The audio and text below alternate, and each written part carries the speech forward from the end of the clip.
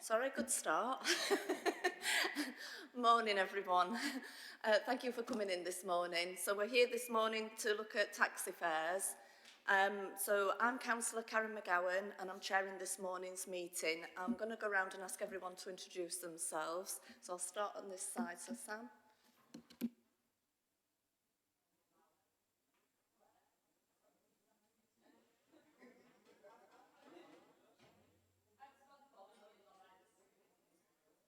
Clive. Clive Stevenson, the licensing officer to the committee today. Lewis. Lewis Chin-Chen, member of the licensing committee. Mick. Councillor Mick Rooney. Anne. Councillor Anne Woolhouse. David. David Barker, member of the licensing committee. Cliff. Councillor Cliff Woodcraft. Angela. Councillor Angela Ardentio. Jose. Councillor Josie Pashake. Joe. Councillor Joe Otten. Sinead. Councillor Sinead Meyer Richards, member for Manor and Castle. Thank you. Ruth. Councillor Ruth Milsom. Sam. Oh, Sam, you've done yours. Sorry. Claire. Thank you. John. John Turner, Democratic Services. And then along the back, if you could introduce yourselves, please.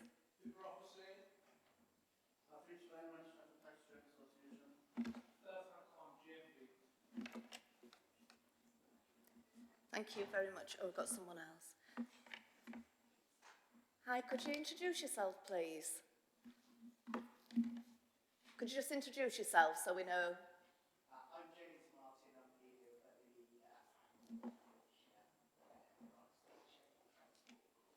the Thank you very much. Thank you. John, have we got any apologies, please? Yes, Chair, I've received apologies from Councillor Neil Gibson, but due to problems with my Outlook connection this morning, there may be others who could have tried to contact me, so I will take that into consideration. Okay, thank you very much. Do we have any exclusions from public and press? I don't think we do. No? Thank you.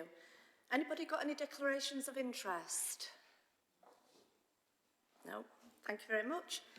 What I'm going to do is move the minutes from previous meetings to the end so that we can move straight on for the taxi drivers, if that's okay, and we'll approve them at the end.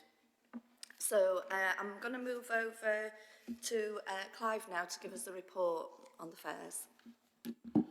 Thank you, Chair. This is a report from the Chief Licensing Officer, Head of Licensing. It's a review of Hackney Carriage fares that are currently set by yourselves. And the purpose for a review is to consider 3 requests that we received to increase these fares. And a simple background to it is, under the Local Government Miscellaneous Provisions Act, Chair, you're allowed to set fares for Hackney carriages within the city that you licence, and that is the maximum that they usually show on the fares charts. If you vary the fares today in any way, you must advertise those fares for 14 days and allow objections from any members of the public or other drivers or other institutions. And then they can go live after that for the drivers if they wish to put them up. The review was postponed from the 20th of December, Chair, due to the tightening of restrictions under COVID, that we had to move public meetings again, and obviously now they've been lessened somewhat so we can actually meet in person. Detailed 3 of the report is the increases received. We received one from Mr Ray Chappell, Mr Ibrahim Hussain, who's here today, and the Taxi Trade Association have made representations, and that is Afis Rahman representing those today. They did add, after the deferral of the first hearing, the STTA did submit some calculations which appear at Appendix B for everybody. We have notified all attendees. I know Mr Chappell doesn't appear to be here, but the rest are, Chair, and will obviously give evidence in person. The comparisons to the requests are stated are shown in 3.5 below on the report, Chair. The STTA increase of 4.8% has been added to the start-up fee for the tariff only for this example, just to show how that is. And since the proponent, as I said, they've submitted their calculations and they're attached to Appendix B. 3.60 examples are there, Chair. I won't go through them because obviously it's all regarding costs and different perspectives on that and different charges. Fare calculations, again, I've added that to the guide, Appendix C. they're not as easy as people think, and it is quite a complicated fare calculation on a Hackney Carriage meter. Financial implications regarding this report, Chair. Variations, again, would have to be advertised if you did vary in any way whatsoever. Approximately at the moment is £1,500 to £2,000. That's been a local paper. It's usually the Star or Telegraph for us. And there is a small charge, I believe, levied on drivers and owners who have to have the meter changed if they do change. It's a small chip now, electronic chip. That's put in the meters and they're charged for that change when made. Consultation, again, this was advertised on the council website prior to the meeting. The trades were given warning regarding it and asked to make representations. I believe the GMB made a representation slightly late after the report was done and may want to speak to that today and offer some difference to the requests that have been made. Our recommendation as officers is you obviously consider all the requests made and any representations made to them by the drivers today. And if they're minded to amend fares, you can consider one of the options attached in Appendix B. The only reason that is done is easier for calculations, Chair. If we have a mix of that, I wouldn't have the idea of what it is today. I'd have to go away and work on it and tell you what that would look like. So if you did choose one of the representations today, it's easy and it's straight advertised after this meeting. Currently there is a charge on the fares charts, which I don't believe anybody charges anymore. That's for use of a credit or debit card. That should be removed. As we know, it's now no longer legal to make a charge for the use of a card payment. And your options, options are at a later stage, Chair, when we've had the debate. Thank you. Just for ease of operation, I'm going to ask each taxi driver to come up, or representative to come up, do your presentation of what you want to say to us, and then we'll have the questions afterwards, okay? And we'll ask questions. So the first person I've got is Ray Chappell, and I understand he's not here. Is that right? He's not actually here at the moment. Can you just double check, please? We have got it in writing, so we can consider what's been put before us. No, right, okay, thank you. Chair, could I ask a question of Clive, please? You did mention, Clive, that when we have to publicise any changes to the fares, and people can object. But if they do, what happens to them, to the objections? Do we see them? Do we consider them? Or what? Because you didn't actually say what happens to the objections. Yes, thank you, Councillor. If somebody objects or a member of the public objects, you have to rehear this committee today with that objection in mind, and then you can actually revisit what you've decided, or you could change it again, or you could acknowledge the objection but carry on with the intimation of the new fares if you wish to. So it would be a rehearing within those 14 days of objection. So you would have another 7 days on top of that where it would delay it, and we would have to organise a meeting. What we usually do is, Committee Secretary, we organise one just in case. So everybody's aware there's a meeting in place if there is an objection comes in to us, and we let everybody know as soon as we can if we do receive one, and then that meeting is set up. The objector would be, if it was a single person, would be invited to give reasons to that hearing. Thank you. So the first person to speak is Ibrah Hussain, please.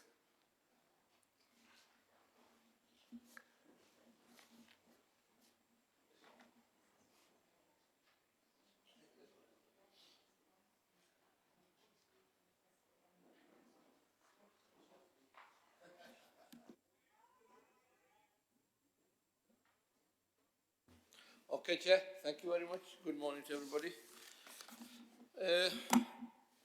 Ibrah Hussain, a cab driver for 34 years. Okay, my purpose of putting this fare increase, Chair, and the members, is that I was looking at the fare table chart, which is here before me, which is laminated and which is in every cab, which it should be displayed, is that the last fare increase was in August 2016. So that's nearly 6 years in my calculation, if it's by August. And when it became before this committee, it's over 6 years, because there's a process of submission and then the process of committee, and then, as Councillor Rooney has pointed out as well, it has to be advertised, and if there's any objections, it comes here as well. So it's more than 6 years since we last had an increase in the fares as well. I think it is very important to explain to you that why I have put my submission in the way I have because there are two types of tariffs. Tariff 1 is 260 at present, and then that's in the morning, 7 a.m. while 8 p.m., and then 8 p.m. while 7 a.m. 8 p.m. becomes tariff 2 at night as well, which is 310, and daytime is 260. And then the drops and increments of 20p as well. Chair, since then to now, I just want to give you some examples of where we were to where we are now as well. That if I give you an example of a light bulb, which or a brake bulb in a sense, a clear, which used to be from the 40p to 60p went, and at the present time now is £1.29 to £1.40, one brake light bulb. The cost, just look at the cost. My tyres, if I go for Michelin tyres, which I could get between £88 to £90, at now present rate is £140 plus. The other Chinese tyres, if I in vertical commas, if I say that, they were between £35 to £40. They're anywhere from £55 to £60. And my diesel, I think, fuel per litre is now unpredictable to where it was from 80 odd pence to £1.40 to £1.50 in that range. I think it's about £1.45 to £1.50 per litre. So everything has 40% onwards has increased in my cost of my everyday managing my business, because you've got to remember it's a small business as an individual that I have to maintain as well. I was doing quick calculations whilst coming here as well in my head to just give you some examples. So where I was putting £90 a week diesel to £100, I am now putting £150 for the same cost. So my cost has shot up to which is unpredictable. And the vehicles I drive and the vehicles you want to, as a council, want to replace as well, which is emission high as well, is very poor on the mileage we do as well. 20 to 25 miles to a gallon. And I think it's 4.5 litres to a gallon, if my calculation is correct as well. So just understand how much diesel I burn and how much it is costing me. At the same time, now in September, because I've got to plan ahead financially as a small business, is that I've got to replace a vehicle. That's the minimum is I've got to have as a black cab is mostly available is Euro 6, which is very scarcely available as well. So the only choice I have is either I buy a new electric, and if I buy a new electric and if I work the calculations out, it's £950 a month for me to pay on a HP. That's more than your house payment. If you have a house payment of a monthly mortgage, that's £950. That's on a brochure available from the LEVC, from the agents as well, Chair and members. So the costs are so high for me to invest, for me to stay in Hackney Carriage and to provide a quality of service. Now we are at from 857 cabs, we are down to 600, and the trend is downhill for black cabs as well. And that will continue, and with the cabs coming in as well, I think we will end up possibly 200 cabs, or could be even more or less. There's a policy review hopefully coming up and looking at the mixed fleet, but that's a different topic and different issue, but today we are on for this. So the reasons I have put from 260 to 310 for the day, because there are a lot of day drivers, their vehicles are standing, they're also driving in the traffic, and they're burning more diesel as well. So I've increased. I'm not very good at the percentages. So, and also inflation. Inflation is, I think in November or December, it was 5.4% calculated, and I think that trend is upwards and onwards. And also there are business costs, as I've said as well. My own insurance I have a maximum no claim bonus. I have had no accidents. I have a clean license. From £910, my insurance has gone to £1,300 a year. And also my, I'm just going to say council tax, but not council, but my road tax has gone to, I think, £395 from £280. So everything, in a sense, I'm saying is upwards and it's costing a lot of money. If you have a more diesel vehicle, it's going to cost you even more money because they want you to come off the road. So that's why I have put 260 to 310, and also at night time when the vehicles are waiting less in traffic, I've said just balance it off by 350. Now also the waiting time, since I could remember, the waiting time has been at about £14. So I thought waiting time needs to increase as well to £20 an hour, and also to bring in line everything, because we have 8 p.m. to 7 a.m. and 7 a.m. to 8 p.m. Make that all round 7 p.m., 7 a.m., 7 a.m., 7 p.m. So have a consistency in understanding as well when the shift starts. It should be 6, but I think in the last discussions we had, the last fare increase, this was agreed. So I thought just an hour, bring it early for the drivers as well, and get more drivers out early for the night shift. Now, 20p on a journey on station, this is common across the country. If you go to the Birmingham railway station, there are, I think, 3 stations in Birmingham, they are charging 40p per journey from there. The reason for that is that you see black cabs parked on the station. They're not for free. It's not a council rank, it's a private rank. Now, they have given us a temporary permit this time from November, October it was, till, if you correct me, is it May or March? March, for a temporary, and it's going to another company. I think they charge us £324 for this short-term period, and for the next 12 months, and before it was 600, I think around about £640 in that range. It's going to another company, a private company. They are going to put their own charges.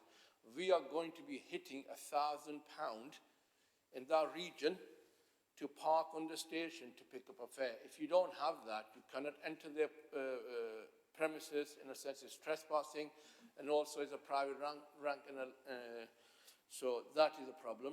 I go to Birmingham and I catch a black cab from there. They have a swipe card and they put on their meter 40p for station permit. So the meters are designed for that station pickup as well. And last committee which you had here, it approved this charge as well. As for the weekend rate, Chair, it's now become a common theme across the whole trade, from all the private hire companies as well.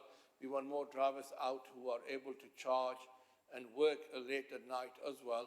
And I'm asking for the midnight rate from the, so if you start Friday shift at midnight, 100 hours, to put a £1 extra on each journey. So if it was increased to 350, it will start at 450 at 100 hours. And I've called it a weekend red in a sense because it becomes a Saturday. So 0001 into Saturday, all day Saturday and into the evening, and all day Sunday into the evening, and a Sunday at 100 hours it finishes. It's now common across the trade and private hire trade, and they are charging even fare and a half. I'm only asking for a pound extra to have more drivers out so we can have a proper service. And also, people working over the weekend, they're not with their families. They're tolling out with all the abuse and everything they get.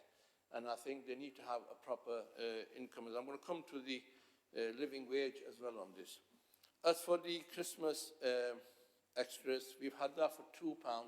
For many years, I could remember when I was a young lad, I think I could remember that was £2 to £3. That was some time ago. The drops to remain in, all drops remain in 20p. I would also request that a proper timeline is set, so when the fare increase are done, when there is no objection, I think a time is set that from this date, this fare increase comes into effect. The reason I'm saying that is because approved meter agents must do this, and at the same time, they must have time to plan, and planning officers to prepare the fare table, which are laminated like this, which are ready in time as well. And the meters have to be sealed as well, which is under the bylaws as well, which I think Clive provides a little strip which goes across the meter, and when the meter is done, it's sealed so nobody tampers with that. I think the licensing service in many years before failed to do that, but I think in the last fare increase in 2016, there was complaints and they started doing that because it wasn't anything was done wrong. They weren't fulfilling the bylaws, which should have been. And on the last point, I just wanted to come back on the wage. The costs, if I work out all the costs and insurance and everything, and the fuel, I was doing a quick calculation. I'm doing £7,000 plus fuel cost a year. Take away my insurance. My insurance as a long-term driver is £1,300. And also the council costs, the vehicle service, repairs, everything. I was calculating around £12,000 annual cost for me to maintain this business as it is. If I was to earn £500 a week, minus that from my cost, so from 26,000 minus that from my cost as a service, I'm not even at the living wage. Now, I want to be earning a living which I am comfortable in. I don't want to be claiming of the state. I want to be in a position where I can earn a good living, but also be able to invest in a business as well for the long run, and I can provide quality. Because if you have less earning, it's a human nature. And let's be honest about this, put hand on our hearts, that people cut corners. We don't want that. We want a service that is fit for purpose. And one of my ambitions has always been that we have a service in Sheffield which is a beacon for all to follow. Our officers and the trade works very closely, but you can only work so far.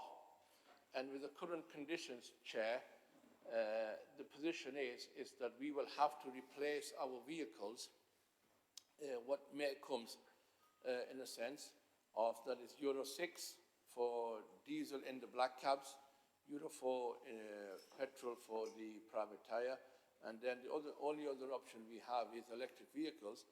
And to give you the imagination of some looking ahead, is that a black cab, a standard black cab, will be 57k, and if you borrow over a period of time from the company that does the HB, it's £950 a month. It's more than your house payment currently. How can I afford that at my age now, as I stand before you with grey hair? I can't. I cannot invest and put myself under that stress. So I'm looking at the business package. That's why I have come to this. But the sad thing is, after 6 years, I think it's our fault as well as a trade, and of the circumstances we didn't apply as well.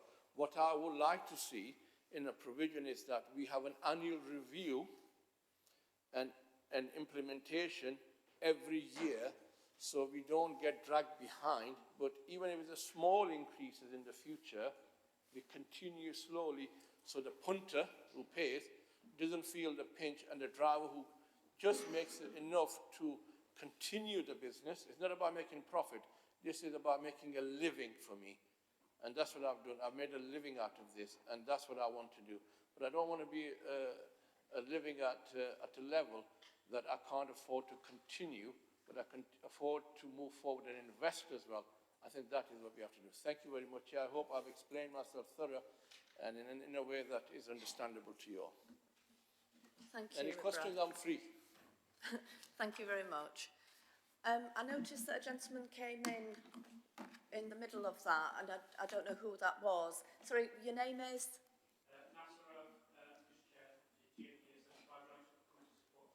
Okay, thank you very much.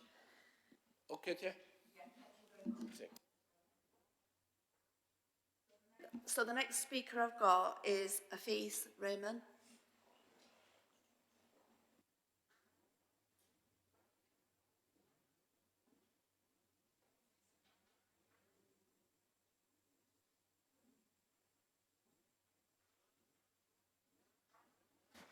Right, thank you, Chair Members. Fee Raymond, Sheffield Taxi Trade Association. Just one clarification, something Clive said in the report in relation to charging. I mean, we agree it shouldn't be on the fair charge. It's known for most businesses, for all businesses really, no one charges extra. But from my understanding, you can levy a charge on a business card. I did some research on it. I don't know if it's changed since. I did my research back in October, I think August, October. So I think you can still charge technically for a business card. That's allowed. The law allows that. Our proposal, this proposal was amended, and this proposal was to go before the board when we were supposed to meet. Cancellations, the actual report was prepared well before, and then we got notification that the meeting has been cancelled, so we delayed sending it. Initially, we had call from drivers that we want an increase, and okay, before we looked at what was happening, and at the time we saw, okay, railway companies are increasing their fares year on year, rate of inflation plus 1%, and at that time it was 4.8%, so that's where the 4.8% initially came from. And also we said, no, we're talking to the meter company people, to get their views, how the meter system works. Maths have never been my strong point, and I thought, okay, we'll take some advice off them. And at the same time, it gives opportunity to speak to a wide range of drivers. Generally, every year we get drivers talking about fare increases, just usually the handful of drivers. And okay, this time, okay, we'll talk to a lot more drivers who don't normally give their views on fares. And, you know, unanimously, we didn't have a single driver that on this occasion say, you know, there shouldn't be one. And it's because some of the reasons what sort of Ibraz outlined already. And that's why this time we went to extent of producing a proposal, a bit more of a comprehensive proposal, which is based on over 5 years since the last fare increase. And what we've seen is an increase in our fuel cost. Over 5 years, it's 18.54%. That's the actual increase. Figures are taken from the AA website. And over 5 years, that equates to 3.74%. If you add all the increases and if you divide it by 5, and that's what it comes 3.71%. Similarly, with the rate of inflation, currently stands at around 5% from my understanding. It's anticipated that by April it will hit 7%. It will hit 7%. So we know we've got these costs that have been going up for some time. When we're based over the last 5 years, again, the rate of inflation averages at 2.4%. So at one point, you know, rate of inflation was really down. It was down to 0.8% last year in 2020. So we've based all our calculation on these, and from what drivers have told us, so the proposal, what we are sort of making, it comes in around 2.2%, which is below rate of inflation, which is below cost of fuel increases over 5 years, and we've not taken into consideration other costs. I know under inflation all those costs do come under that, and that's why we've not really gone specifics about costs of services, costs of individual parts. But based on our figures, I mean, what we're asking for is quite reasonable. And then we looked at other transport network systems. For example, railway company, we've already said year on year, it's a rate of inflation plus 1%. The bus companies, from my understanding in Sheffield, their fares were increased by 5% last year in June, and they have a yearly increase. Railway companies have a yearly increase.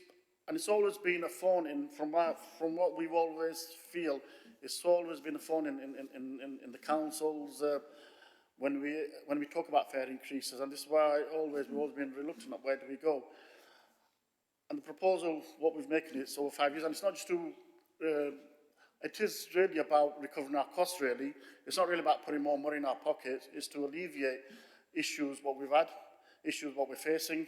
Some have been outlined by Ibra already, especially replacing vehicles. We know there's grants available, but they won't be available for everybody. So we don't know yet what will happen. But the fare increase is something that drivers need to give them some stability and confidence in the black cab trade. We are already seeing drivers are leaving the Hackney carriage trade, moving up to private hire. Cheaper to maintain a private hire vehicle, cheaper to buy a vehicle, a private hire vehicle. The fares are much better as well now. Traditionally, black cab fares have always been higher than private hire. In the current climate, the private hire fares are higher than Hackney carriage fares. It's a reality, especially during peak hours. It's something that needs to be looked at. And one of the reasons why Hackney carriage fares have been higher, it has been purely because they have more. The thing that used to be discussed over the years was because the vehicles we buy are much, much more expensive. Hackney carriage vehicles have always been more expensive because of wheelchair disability fleet. And that always puts a premium on the price and recovering those costs. And now we are falling behind as a travelling public. They will be falling behind because the number of vehicles that are on the road are reduced by the month. It's concerning for us as a trade association that, you know, what may happen in the future, what's happening now. You know, come on a Saturday night, people can't get taxis because there's not enough. You've got the app companies, you know, you go on their app, you press a button where you might be paying £10 for a fare, you end up paying £80. It's a reality people are willing to pay. But what we're asking for is nominal increases. For example, in the calculations we've done, the average journey we estimate to be approximately 3 miles. That's our normal average journey. The proposal we're making adds approximately 80p to the fare. And the maximum it will add approximately £2 to the fare, and that's a 10-mile journey. But it's a lot cheaper than paying for a 3-mile journey where you normally pay, you know, £7, £8, you're paying £40, £50. It's a lot cheaper than that. So the proposal, as we are making, it's within reason, and it's still conservative, to be honest. You know, we could have asked a lot more, drivers would ask a lot more. It's when drivers heard about the £5 proposal, drivers are really happy about that. They're probably more happy with the £5 increase on the upcharge than what we're proposing, because what they see is, yeah, it's £5, it'll help us maintain, it'll help us look in the future as well, how we can accommodate increase, how we can save money and buy those newer vehicles. So there are a lot of pressures on the trade, and the proposal is just based around that. Again, we've not really asked for we've only asked 10 pence on the bank holiday charges, an increase by 10 pence. That always deters me, and I'm one of those who's got a bit of a thick skin. Last time I spoke about that, and it was many, many years ago. I was new in doing this kind of stuff, and we had an officer there proposing, and in the board I didn't pick up on this, and whether it was discriminatory or what, and this is what he said, and I thought I'll bring you up to this. So I always wanted to bring you up at some point when I realised what did he actually say. He said to me, oh, you don't deserve, I think we asked for 50p extra. Oh, you don't deserve, why not? You're the most taxi drivers are Muslims. That's what he said at the board. It wasn't a private discussion. It wasn't on the side. It was in the board. It was said to me then. And me, I didn't really think much to it then. And since since a lot more has come to light and other stuff, and my thinking sort of changed, I thought, oh gosh, that was indirect racism there. And that was his reason. And I argued, okay, if we can't have one over Christmas, then, if you're saying we're all Muslim, we should have one maybe over Eid. Oh, no, you can't, because the travelling public are all, or they're not Muslims. So there was the arguments with it, at the board, and no one picked it up at the time. And I didn't really expect anybody to, but, this officer made those comments at that time, very long time ago. So going back to our proposal, I think it's reasonable, it's fair. Going back to the bank holiday, we're asking for some kind of charge of all bank holidays. Drivers deserve those.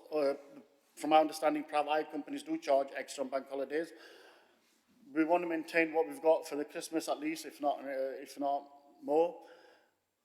And if you want to propose something less for the other bank holidays, whether it's 50p a pound, that would be acceptable. But I think something needs to be added there, because to encourage drivers to come and work those days, those evenings where there is a lot of pressure, a lot more people coming out to enjoy themselves.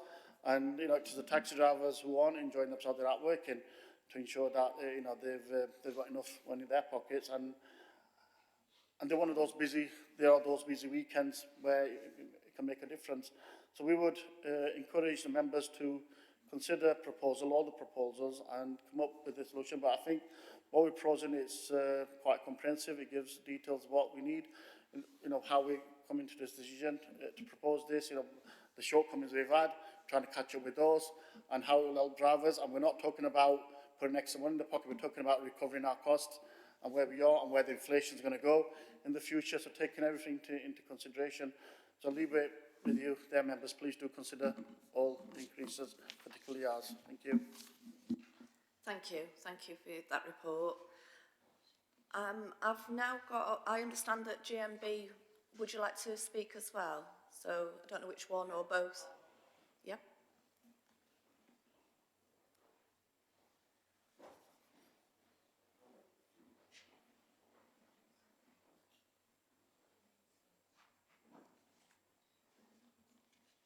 Could you, I couldn't quite catch your name from this distance, so if you could just say your name again for me at the beginning.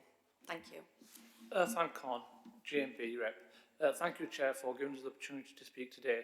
I know we didn't submit anything before due to our structure changes in the branch, so thank you again for everybody for giving us the opportunity to talk. I won't repeat what Ibra and Hafiz have gone and said why we're asking for the increase because of the cost. I'll just go straight into what we are requesting. I'll simply, Ibra explained too much, so I'll give you simple reasons why we want the changes and where we want the changes. So when the meter starts in a taxi, there's a fixed start, like in the morning, there's a different fare, in the evening it's different fare, and then it drops in yards. So GMB are asking for the start to change. So the increase should be at the start, so every journey has an increase of the same amount. So we suggest the day rate should go up to £3.50, and the evening rate, night rate we'll call it, should start at £4, and the drops in yards to carry on as they are now. We also request that the time for waiting should change to 30 pence a drop every 59 seconds.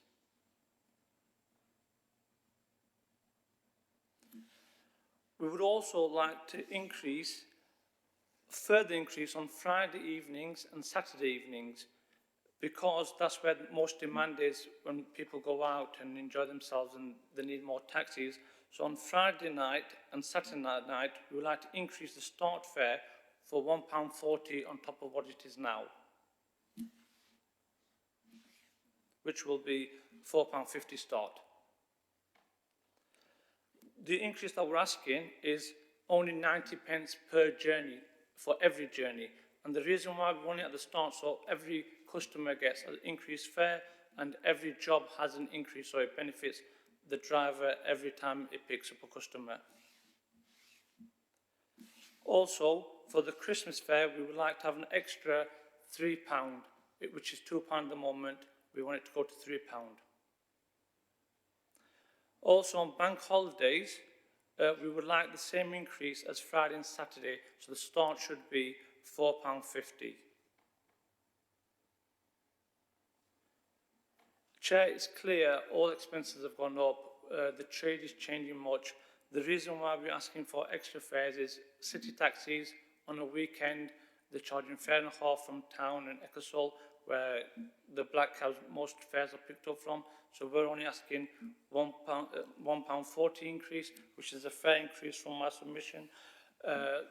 We are going into electric, so an increase will help the drivers to change their vehicles into electric, but 19 pence per customers. So on average, you get 2-3 people sharing a journey, which is only 30 pence, an increase per customer, so which won't make a big difference to a customer's pocket, but it will help a driver a lot for his costs and to change into the EV vehicles. So I submit that a GMB increase should be the one should be taken, because it's fair for the customers. It's not much increase, but it will help the driver to carry on working. If there's any more questions, I'm willing to answer. Thank you very much. We'll go to questions shortly. Thank you. And I think final speaker, Mr. Martin, would you like to come up and speak? Thank you.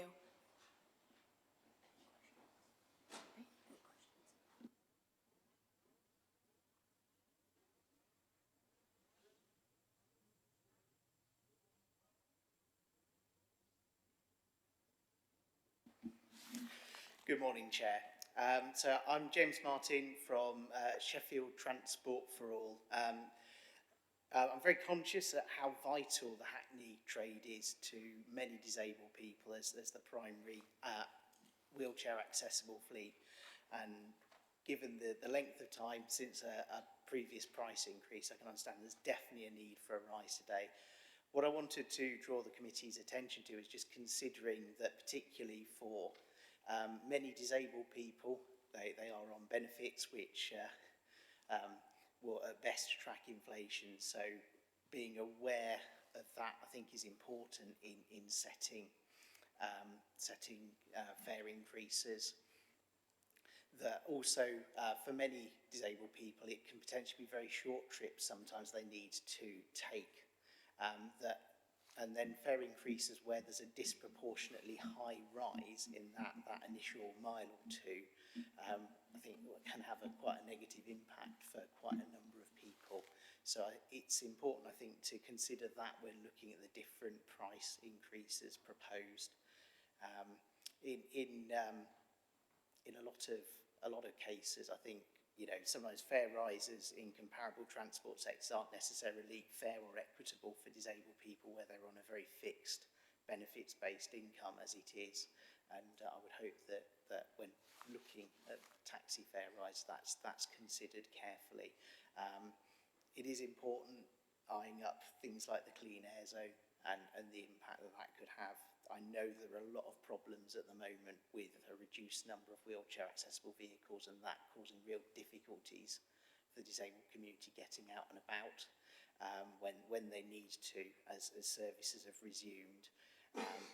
And it is very much a case of too high a fare rise may actually reduce some of that access to getting out and about, because if you can afford one less trip a week, then that's actually a loss for the trade as well.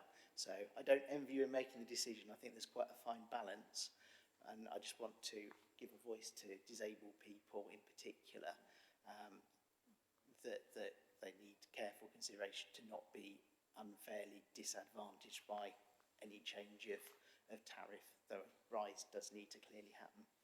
Thank you.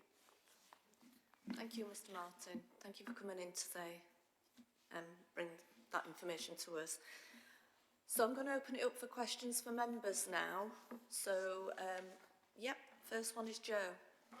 Thank you. I mean, yeah, so I'm going to say I'm sympathetic to everything I've heard. Clearly, if there aren't enough taxis on the road, then the hand carriage fares probably do need to go up in order to make that business viable for more people. I'm also sympathetic to what Mr. Martin said, and it does seem to me that the fact that we have surge pricing in private hire vehicles that elevates the fares a lot shows that there are people who are willing at peak times to pay higher fares, and the Hackney carriages, because they have a meter from back in the day, don't have the right to do that. So what I'd say I'm leaning towards is to agree to the kind of the surge times as the evening times and the weekends that have been asked for. That's where the loading should be. And I'm sympathetic for the last point, not to make it all on the first on the initial pickup. But I wanted to ask, we have a cap on the number of Hackney carriages, don't we? And we're somewhat below that. Is that figure that we, you know, a target figure? We would like this number of taxis, and do we not have it? Is that a clear sign that the fares aren't high enough, or they're too high, or something? And is that figure calculated with a view to providing services to people like Mr. Martin who might rely on it? Thank you, Clive. Thank you, Councillor. Yeah, I mean, we've probably lost a quarter of the fleet over the last 3 to 4 years. Obviously, the pandemic had a major effect on that. Drivers have found other employment during that. And again, what the trades have said today and the presentations today, the cost of running a Hackney has gone up, and the income coming back has gone down. It's a fact, and we can't get away from that.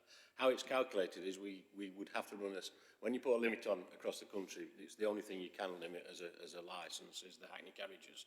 And when we do put a limit on and look at the limit, we have to do a survey, and it's classed as an unmet demand survey. And I've always failed to really understand how you can tell who's not using a taxi at the time. But that's what it's called. It's an unmet demand survey, and they look on rank time waiting, people waiting for Hackneys, how long they have to wait for a Hackney, busy times, off-peak times for the drivers, so your Tuesdays to Thursdays, what are the drivers, is there 45 cabs available at the train station, is it in Barker's Pool, etc. And they will come back with a figure that would allow that trade to be sufficient and give the members of the public enough transport, and that was set at 857 in probably 2013, 2014. Luckily, we don't have to have a survey because it does cost money to the council to do that survey. If that drops, because we've not really got a limit at the moment, because we're nowhere near it, we're 250 odd vehicles short, which means anybody can put on a Hackney if they wish to, and it fits our specification. So there isn't really a limit at the moment. When we got close to that, and if we had a big increase, we would have to look at why we still have that limit and probably do a survey. But that's where we stand with that. Yeah, they've dropped off. It's about a quarter. We're at 600 when I checked this morning. Licensed cabs in the city at the moment, licensed Hackney cabs. Thank you. I mean, it strikes me that we require Hackney carriages as part of the transport network, particularly not least as a service to disabled people, and we kind of expect that to be cross-subsidised by the general use and by the advantage Hackney carriages have always had of being able to pick up at the roadside, and that advantage has gone away, and that's a bigger problem than we can solve here. The advantage of being picked up at the roadside is not as big as it was because people have apps on their phones, and so yeah, we can't solve the problem, but I think if the trade are saying to us that they need higher fares in order to sustain this business and that we have less than the limit number, then I'm sympathetic to the ask. Final question. Hackney carriages are allowed to charge less than what's on their meter, aren't they? Is that actually, though, a practical proposition? Does that ever actually happen? Might it actually happen if a fare rise was granted they felt was too high for the market? Yeah, it's the maximum they can charge is the fares chart. So if they wish to charge less for certain journeys, it would up to the trade. It does happen in other cities. It is rare. I've not found that a driver wouldn't want to charge his metered fare for the journey. As we sit today, it's usually calculated on them earning a living out of that. So if they earn less, why would they do it? But it is a maximum charge on there, and there is stated cases about that regarding overcharging and stuff like that, but and undercharging as well. But it is a maximum, and it's put down as the maximum. And I don't know of anybody actually offering that service. They may do if they work on private hire. At certain times, it may be less than the metered fare. They would have to put the metered fare on, but if they wanted to charge Joe Blogg's taxis, they work for them. If they wanted to charge less, they could charge less, but they would have to put the meter on and show that anyway.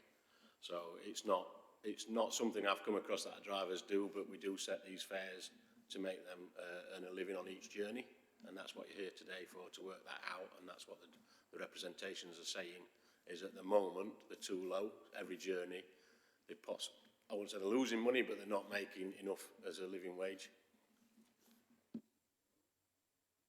Councillor Rooney. Thanks very much, Chair. One is an observation. I found it very difficult to get my head around the charging structure. So I think maybe one of the things we could look at, maybe not necessarily at this juncture, but a later one, is just simplifying the whole thing. Because to me, it's nightmarishly difficult to get your head around it. And I don't know what anybody would do if a member of the public said to a taxi driver, please explain to me why you're charging me that much. I don't think they probably could do it. The other is, and I don't know whether you want to answer this or not, but I would have found today's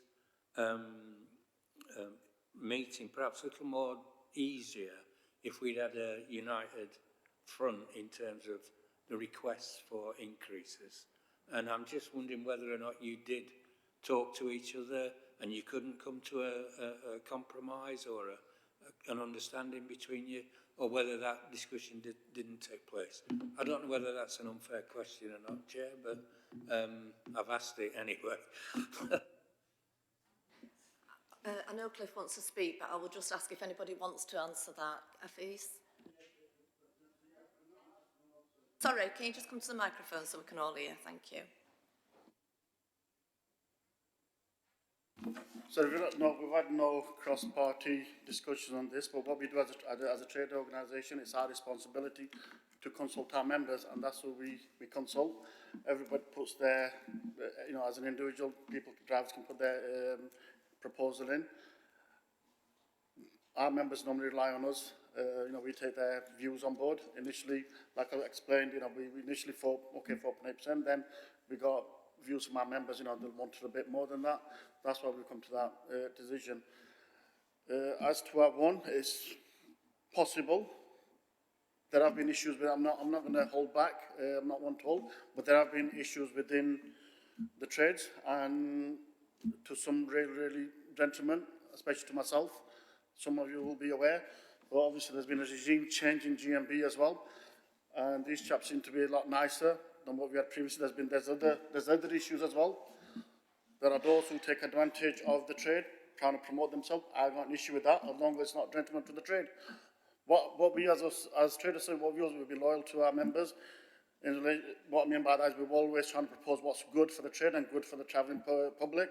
For example, in the past, I've sat on the Transport for All Committee, trying to get them up to, when we first started, I was quite heavily involved trying to get some of structures in for the disabled people, how taxi companies, our taxi drivers can deal with that. That's kind of what we've done, and Clive is a witness to some of the work we've done in the past. So that's how we operate. So to your initial question, no, not on this occasion, maybe in the future, but we always rely on our members. Whatever our members say, that's what we propose. Some I agree with, some I personally disagree with. Huge disagreements within the members, but it's how it is. That's what we are, representatives. We do what we're told, in a sense. Thank you very much. I understand GMB want to speak. Oh, Ibra. Oh, sorry, Ibra, I didn't realise you wanted. Very quick point, really, just to make on this. First of all, thank you for allowing me the opportunity to speak. The main issue that we've had within the trade is everyone's got their own members, and membership has always been an issue. And my whole idea, because of the certain changes that we've had in place, unfortunately, it was only a week ago when I made contact with STTA, the concerned party in this as well, who has a huge followership of Hackney drivers, who this is mainly going to affect. We are in the process of talking and bringing a unified trade to the table. So that's a little pledge on behalf of GMB that we are going to work with the trade to make sure that we get to where we need to be. But with regards to Martin, I would ask Martin, please can you give me your contact details, because I love to work with a person like you. And we've tried to keep our fare increase proportionate. But one thing you can take away from all the trade reps, whether they're individuals or whether they're organisations, we all agree with the concept of a fare increase.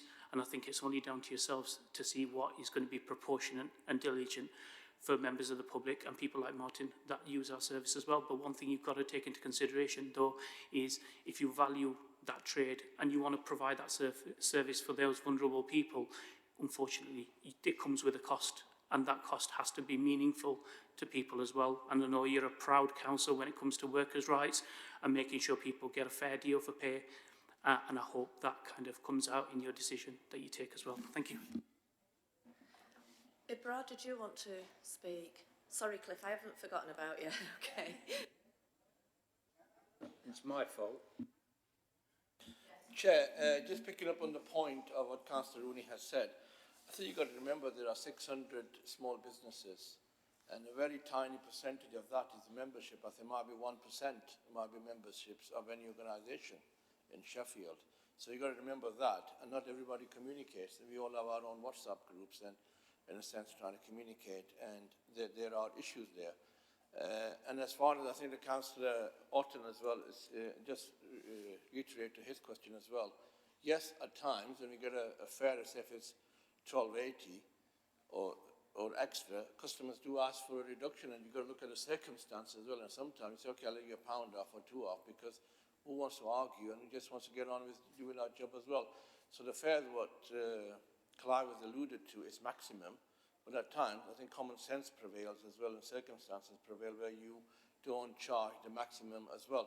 But if you carry on continuing doing that, you're not going to exist as a small business, are you? And also, as the gentleman alluded to as well, yes, be mindful of the disabled users as well, in a sense of wheelchair, etc. Yes, but if you don't invest, we're not going to have those vehicles which we need to cater for all the customers we have in the trade as well. It's difficult, Councillor Rooney, in a sense of we're trying to package everything here. I think everyone is agreed in a sense that we need an increase. What increase and how? We've had a rate increase as we want daily, also on a weekend rate, and there's also station charges and also Christmas. So there is definitely a need. Where we come at, and that's your job to calculate, it's going to be difficult, but it has to be a balance. And then what I did allude was early on, as Chair, was if you have an annual increase, I think this kind of proposal will end, because then there will be increments increasing in a sense that we will move with times as well. Thank you. Cliff? Thank you, Chair. Yeah, clearly taxi drivers have got to receive an adequate wage, and I'm generally supportive of what you've been saying. Just an observation on page 73, the table there. I'm not sure that actually reflects what your submissions have been. I think there's perhaps some inaccuracies in copying there. So if anyone's working from that, is that right?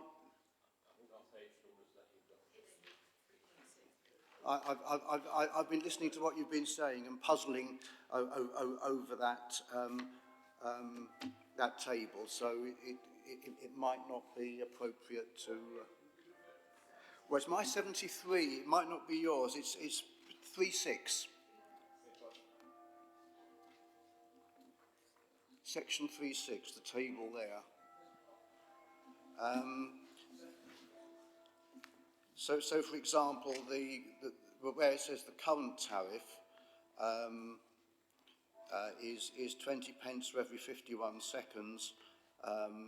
Then in the next column, the RC request is 20 pence for every 51 seconds. STTA, 20 pence every 51 seconds. Mr. Hussein's, that's different. But you know, in some of them, there's virtually no difference between what it is at the moment. Is that, am I? Thank you, Councillor. Yeah, I can answer that. The RC request is obviously Mr. Chappell, who's not here today and has not spoken. The STTA did some calculations after we've done that, and I think slightly changed the waiting time in their new presentation. So this was done on the what would have come on the 21st of December or 20th of December. It has slightly changed with their calculations that they submitted, which is Appendix B, Chair. So yeah, I would say that the STTA one is not, and obviously Ibra has added some bank holiday stuff as well in his submission. So it's not deadly accurate. I do apologise for that, but it was what we'd received by email as their requests at that time, and would have been in on the 20th. Okay, thank you for that. Yeah, I mean, just a thought. The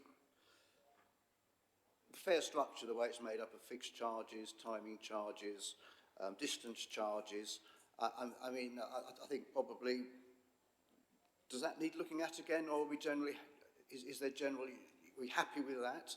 But there's also the issue of the proportionality. Are each of these factors loaded correctly? And I don't know the answer to that. I think the trade and will probably know the answer to that. I don't. And my other thought is, if we get it wrong, there's going to be sort of subsidy from short rides to long rides or vice versa. So yeah, so these factors. Are they right? Is everything in there and in the right proportion?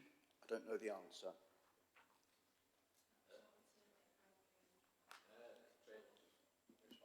Yeah, Ibrahim, if you wanted to, do you want to speak?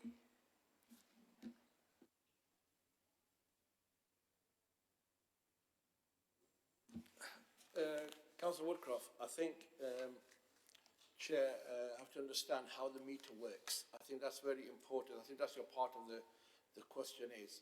When the vehicle is being driven, it's working on a mileage, and when a vehicle is stopping or very slow, I think 5 miles or less, and it's at the traffic light, so waiting in a queue, then what happens is the timing takes over and the calculation of the mileage gets less, of the calculation, the system works itself out because it's all now through a system of computer and there's a chip in it. I used to do the meter chipping in the system many years ago.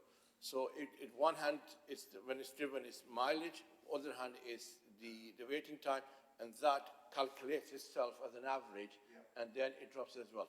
Now, to have any other mechanism, now in the private hire trade as well, they have a system which is just like a telephone, the PDA system, which is displayed in front of the customer, and it shows them the drops as it drops, and it's all worked through a system that's calculated within it exactly, because you've got to work, every mile has 1,765 yards, and it's done on a mileage basis as a square, and then from that, when it gets to the mile, then it goes back to 1 mile again, starts from zero, and it starts calculating in time as well.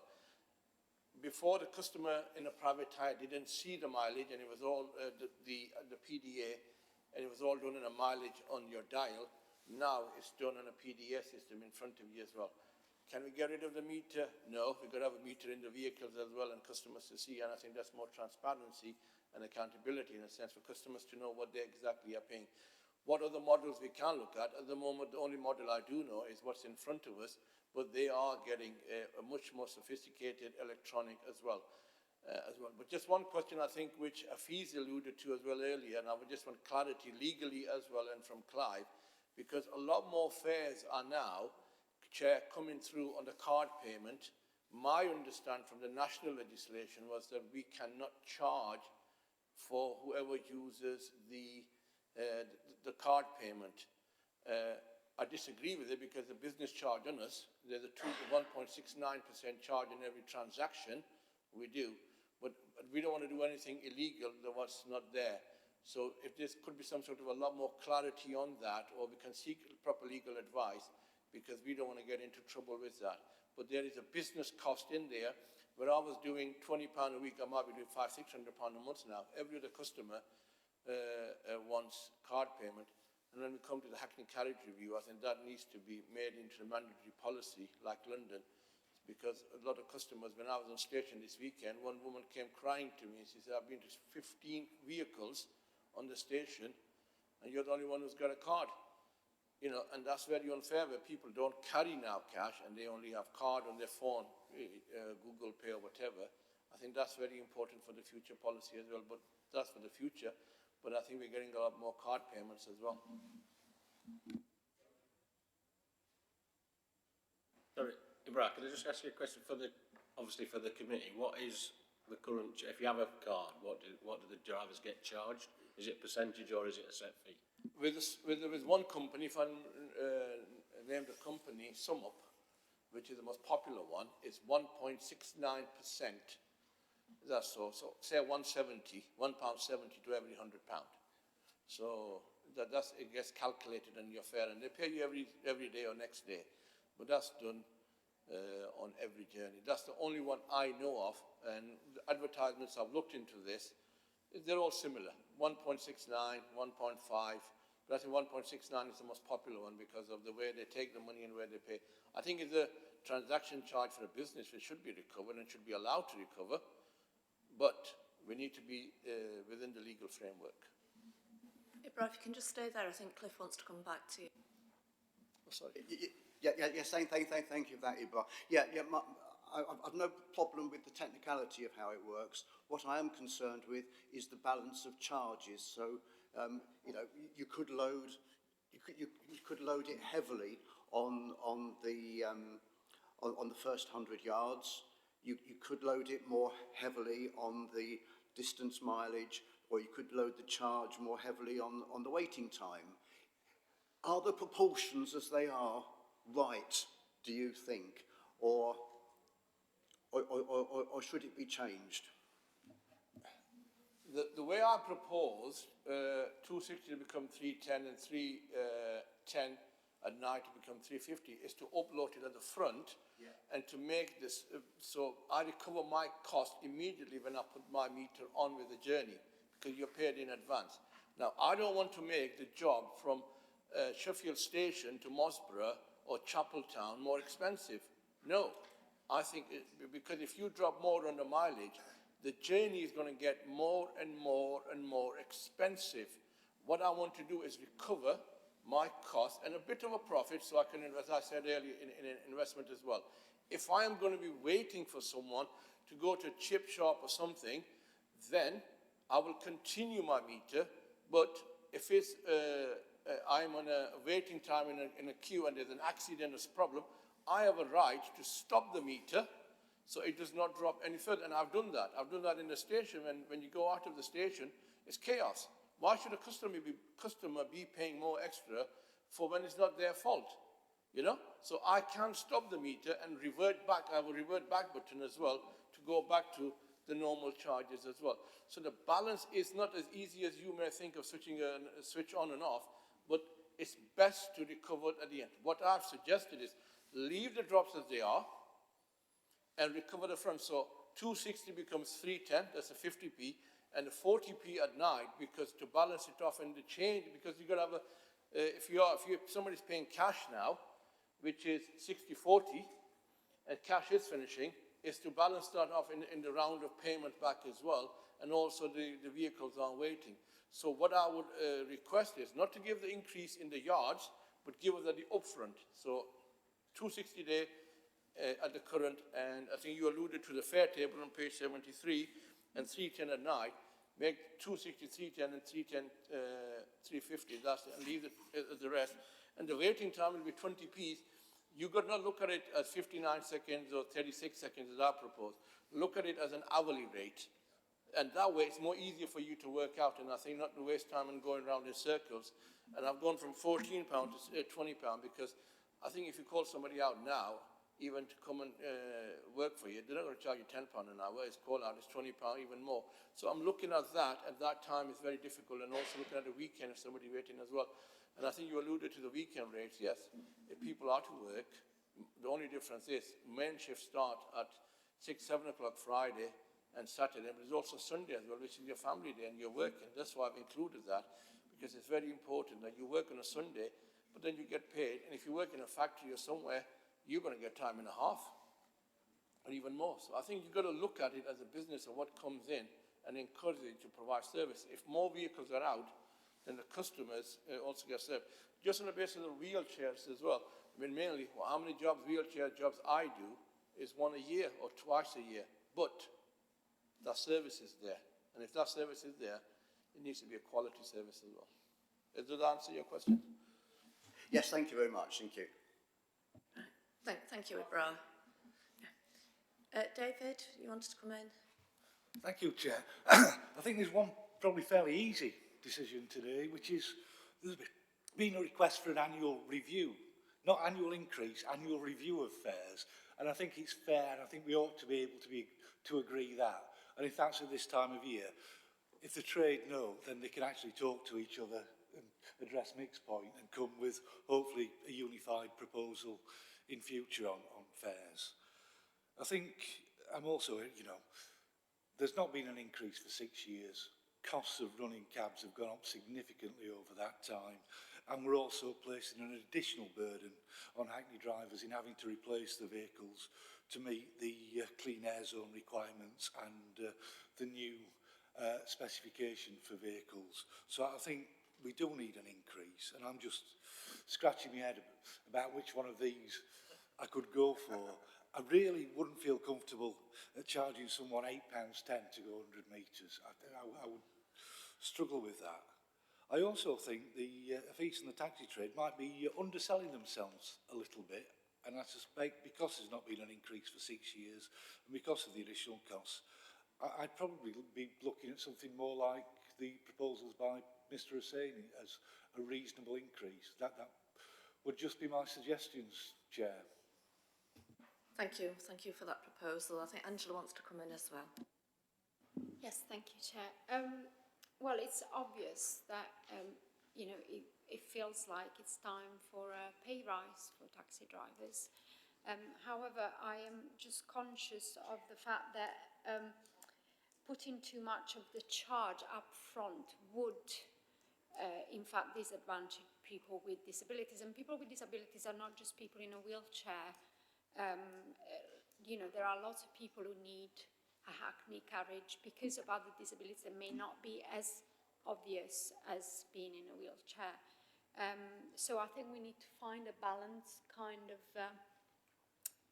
fare there for the beginning, but I totally kind of agree that it is time to support the trade if we want that service and if we want that availability. But also I think it's important to put it out there that the black cabs are not necessarily more expensive than the apps one. I don't have an app on my phone, and the rest of my family do. And in fact, on Saturday I was coming back from Excel Road, and my husband was ready with the app, and I said, "No, we're getting a black cab." So we hailed one, and you know, people don't know that it might be cheaper, and maybe there's some work to be done there from the association to advertise that a bit more. Thank you. So I've got Sinead, you want to ask a question? Yes, thank you, Chair. It was about the weekend rate. I'm not sure if there's a difference. Whether I think Ibra is proposing a weekend rate from 7 o'clock on Friday to 7 o'clock on a Sunday. No, I'm a bit confused. That's why I'm asking. Is it a blanket over the whole weekend, or is it a request for somebody else has put, I think, a 10 till 6 request on Friday and a Saturday. So I just wanted clarification on what have we got two different proposals there, or one? Thank you. Do the trades want to let us know?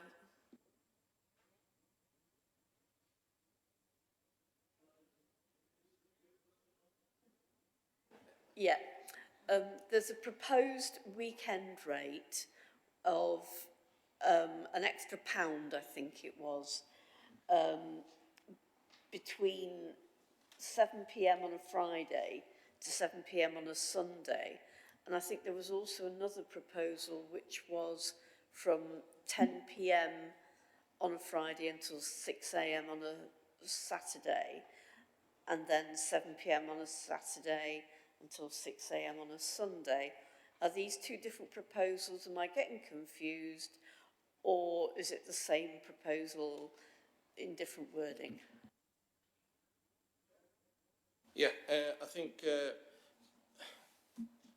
weekend rate, Chair, what I said was, very clearly, was the driver's shift starts mainly from 6, 7 o'clock on every day. And if it's the weekend for a driver begins from Friday. For us, it's a Friday night, Saturday and Sunday as well. But the reason I come to this rate, because I put before 7 Friday, 7 was 7. But because of looking at the other competitors in a sense as well, city taxis, Uber, everybody else, their rates change from midnight. And for me, that's where the real weekend begins, from midnight onwards. And having a consultation with other people as well. You can start with rate 2 from 7 o'clock, as I proposed, from Friday night as well, all the way to midnight on Sunday night. But that £1 extra, that's what I've asked for. If that answers your question, or am I confusing you more? Ish. So basically what you're proposing is that for every fare, so if I'm coming home from shopping in town at 3, it would also be £1 extra. Saturday afternoon. Yes, so So if The you come whole in Saturday weekend. afternoon or a Sunday afternoon, regardless, so say 350, you agree to what I've said, it will start at 450. And if it's in the evening, it'll be pound, whatever it is, it'll be a pound. So whatever job it is, Saturday or Sunday, it'll be a pound extra on the job. That's when the meter will start. Not that I will put an extra on, it'll be automatic tariff done. The meter knows what date it is and what time it is. It just doesn't know where the location is. And then, sorry, if I can ask Clive. Yeah, he's just going to There come are in. two different proposals here, are there? Yes, thank you, Councillor. Not to get too technical, it would be a third tariff. We have two tariffs at the moment. We have a daytime tariff and a nighttime tariff, and that's what your two starting points are at the moment.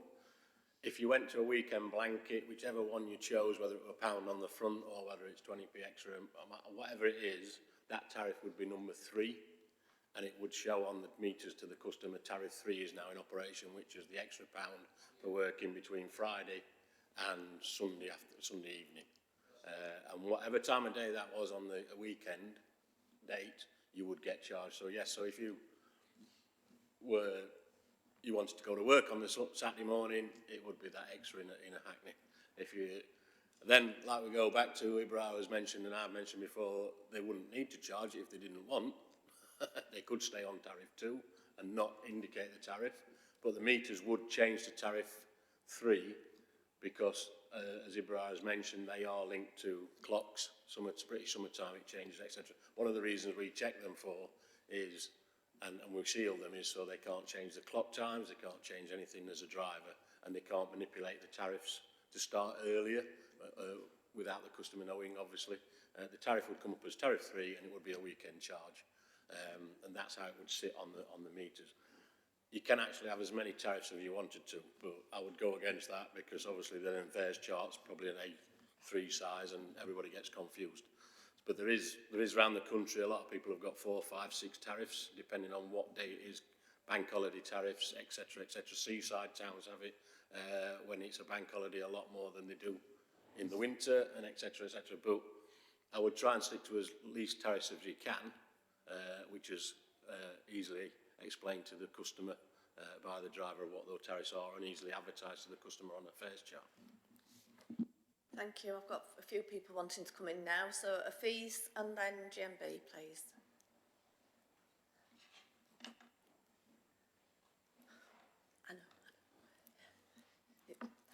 Sorry, thank you.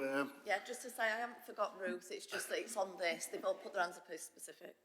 Thank you. Just want to clarify our proposal. I think because everyone's looking at the chart on 3.6, and we updated ours, and I just want to put it in a nutshell. So what we're proposing is 20p on the front charge, then 20 pence per mile. That's what we're asking for. And in relation to this question, what we're proposing is from 10 p.m. till 6 o'clock in the morning, Friday and Saturdays, £1 extra. Okay, just want to clarify, because everyone seems to be looking at the chart, and I think the proposal, yes, it is slightly conservative. I don't feel we're overly underselling ourselves. We could have asked for a lot more, but it works out about 10%, just around 11% overall. But we've counted 5 years into it, split it by 5 years, and it comes down to about 2.4. If you look at the average over 5 years, the proposal over 5 years is below, but it is a reasonable request. Okay. Thank you very much. GMB?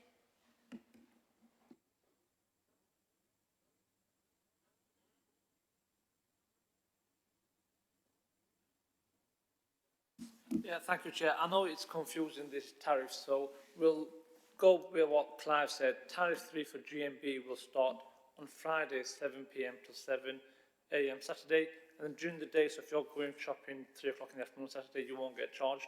Again, it will start again Saturday evening, 7 till 7 in the morning. So really, so people who are now enjoying themselves, so normal general public doing their shopping won't happen. We have asked for only a 50 pence increase on the Friday and Saturday and bank holiday increase. So it won't be pound like abroad. We've asked only for 50 pence increase. We've also asked at the start, so every customer paid gets the increase and every driver gets the same increase rather than the journey travelling. Does that help you? Thank you. Thank you. Ruth? Thank you, Chair. I wanted to ask Ibra, please, about there's quite a big difference between the increase in day and night start fares, and I just wondered what the thinking was behind that.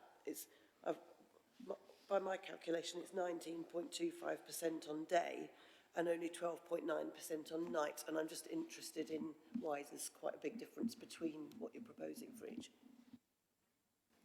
Thank you, Chair. Well, the day driver is waiting a lot more longer for the journeys, whether they are on the Barker's Pool, which is absolutely a dead rank now, where the average waiting time will be hour plus. And then there is Salon Square, which is diminished. We have a rank where Yorkshire Bank used to be, if you know, Haymarket or Castle Street. And then we have a Meadow Hall. And then we have a private rank, which we have to pay for, which is on the railway station as well. Now, which I alluded to early on to my submission was that the drivers are waiting longer, the drivers are burning more fuel because the current cab cannot switch off just like a private car. When you go to the traffic light, switches off and switches on and you accelerate. So they're burning a lot more, they're waiting a lot more as well. There has to be a difference. So that's why I explained that I have a 50p increase of the upfront at the day and 40p at the night, because I was considerate of for the driver to get the jobs quicker as well. So there is, to balance it off, Chair and the members, is that the drivers are waiting for their jobs in a lot more longer period of time, which needs to be addressed, because then it's a balance of them waiting. Instead of getting, say, a £10 an hour, which we do, we might be getting £4 an hour. So you've got to understand how that balance is itself out as well. And that's why I, in a sense, try to address that. I don't think any proposal is a perfect proposal. After 6 years, I think there's going to be imbalance in this because we are so far behind as well. Thank you. Josie? Thank you, Chair. Just listening to this, I would favour an option that didn't charge the same price for the whole of the weekend for the daytime, because that impacts. And I think whilst I hear what the disability representative said, and I think it's absolutely right that we don't load their fares too much, we also have to bear in mind people that maybe live somewhere where the bus service isn't quite what it should be, which is something that does need to be addressed, but need a taxi to get to work. And I think what we don't want to be doing is burdening a working person who may not be earning that much themselves with a £1 surcharge for each journey during getting to work. So I would favour something that has a weekend charge, but maybe like the 7 p.m. to the 7 a.m. type thing, so that we're not burdening working people, we're not burdening people that are maybe visiting hospitals and other such things. And I think maybe something for us to take away and talk to the Cabinet member about is just where the Hackney ranks are, because it sounds to me like they are located in historic locations that haven't been used, that was sort of widely used in the 1980s and sort of had historic reasons, because the nightclubs were all up near Barker's Pool and down by Fitzallen Square, but as we know, they're not necessarily used and people socialise in different areas. Now, it's not something I accept that we sought today, but I propose it as something to take away. Thank you. Thank you. I think Clive wants to come in. Yeah, thank you, Chair. Just on the tariffs and the start-up fares, it is a balancing act. We do have, obviously, dealing with taxis since 1994. We do have many complaints, and a lot of them is, in the initial start-up, Hackney drivers suffered because the fare was in your face when you got in the vehicle. It wasn't in private hire. You didn't know what you were, as Ibrahim mentioned, it was off the mileometer and you didn't know what you were paying. Of course you pay for a private hire to turn up at your house. You do. The driver isn't going to do Stannington to town, etc., to pick somebody up for nothing. So there is a pre-fare when you get in a private hire that they'll charge you. And people are finding this now with the apps. If they don't turn up, they'll get charged. Reason being, the driver's sat outside waiting for you, you don't turn up, they'll take a fee off you, a minimum fee or whatever that is. So it's getting balanced where the Hackney carriages now are probably the cheaper version to get round town. But there's a very, very balancing act. One is, if you preload the front too high, then the long distance people trying to get home at night won't get the taxi because the drivers will stay in town because it's a lot more lucrative to do quick, short journeys. And if you ask for Stannington, they'll turn you down and say they've got a job around the corner for a private hire firm. That's a fact, and it's happening now, and it's a problem. So if we overload the front and make it really lucrative for the drivers to stay local, which is city centre at busy times, you'll suffer trying to get home to longer distance places. Then again, we take on board, if you overload the front, everybody pays up front, and the shorter journeys that has been mentioned for disabled people that may need it, not ambulant disabled or visual disabled that need it for short journeys only, pay over the odds because you've overloaded the front to make it lucrative for drivers. So it's a very, very balancing act of where you put the extras on and the new fares and make it equal for everybody. And that is very, very difficult, I know that, but the taxi drivers are well behind at the moment on the private hire. They have increased because their companies increase and they go on market forces. And the app systems coming into the market in the last probably 3 or 4 years have ranked that up completely because they can change in an instant. If there's no vehicles available, you'll pay twice as much for your taxi home. When I say taxi, private hire. Hackney carriages can't react like that. They'll sit on a rank or they'll drive around the city waiting for fares, etc. So you've got to be really looking at what is the level across that will suit everybody, the customer as well as the driver. Thank you. Lewis? Thanks, Chair. Yeah. Sorry. I've been listening, carefully to everything that's been said, and I am very sympathetic to the trade. Costs have gone up. I am concerned that, the last review has taken place almost 6 years ago, so I would definitely support an annual review to ensure that we're not getting sudden increases. I think it's in everyone's interest really to have that annual review. I think it benefits drivers and members of the public. I am very keen to create a more level playing field between private hire vehicles and Hackneys. I don't think we have that at the moment. I'm concerned about sort of putting too much pressure on the starting fare and overloading that. I think it needs to be spread fairly. And I am actually sort of open to the STTA's proposal, which I think sort of more evenly distributes the fare across the starting fare and the distance charges. So that's where I'm sort of thinking at the moment. But I am concerned about too big an increase in the starting fare and the impact that that's going to have on people taking shorter journeys, especially as we've heard, disabled people. So those are my views. Thanks, Chair. I've got Joe as well. You want to come in? Thank you. Yes, actually my comments were similar. I'm also leaning towards the STTA proposal for the reasons that Councillor Chinchin said, but also there's also a charge going on the waiting. The waiting time is going up slightly on that as well, which is, I think, is again spreading it fairly and evenly. I think the weekend charges are more reasonable in the STTA proposal.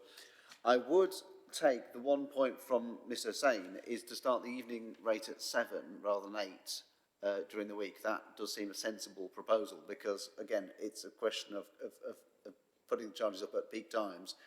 The Hackney carriages can't do surge pricing, but they can have better reflection in the tariffs of when the peak times are. So I would support taking the STTA proposal in its entirety plus the 7 p.m. start to tariff 2 from Mr. Hussain. Thank you, Angela.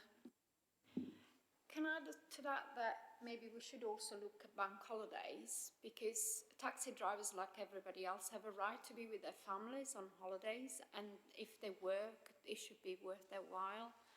So as we pay other people more on bank holidays, we should also consider that, because the other companies do that anyway, the app company and the private hire. So.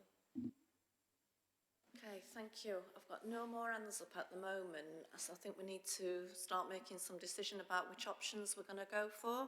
Sorry, just to clarify, when I said the STTA proposal, I do mean the one on page 81 and not the one in section 3.6, because the numbers are different. Yeah, just wanted to clarify that, sorry. Thank you. I think we've got two proposed. Oh, right. Okay. Sorry, since the discussion's going that way towards the STTA proposal as a base, I'm interested to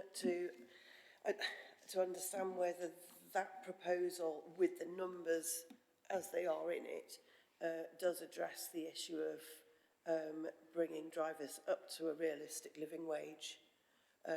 It's quite difficult to understand just looking at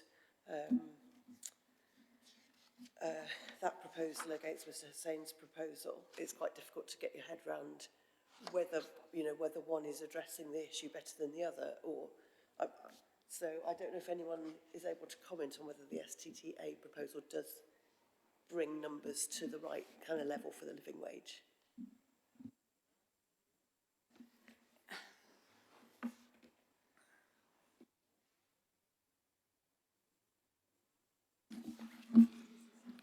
I think it does address everything.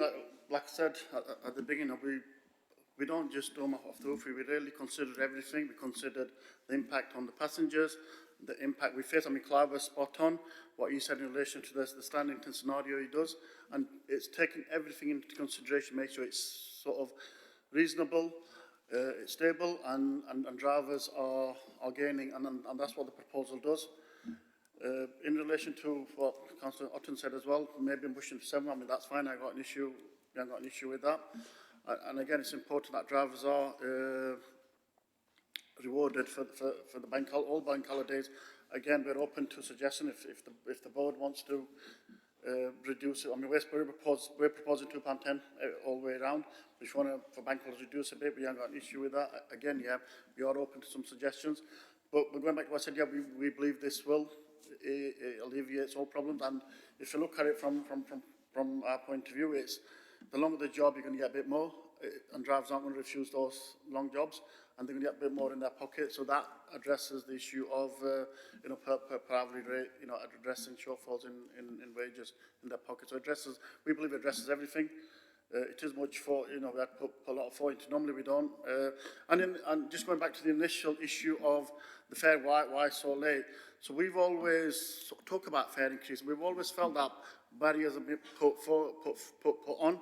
For example, we had to produce evidence, we were told, your running costs. And I asked, oh, can I have your running costs? No, drivers don't want to give me their running costs. This was a barrier that we used to stop us from coming to the boards for a yearly increase. Oh, yeah, you must produce a report which has, you got to show your running costs. How do I get that information? It's difficult, yeah, for our trade associations. And we've been waiting for the vehicle spec change, the vehicle policy change for some time.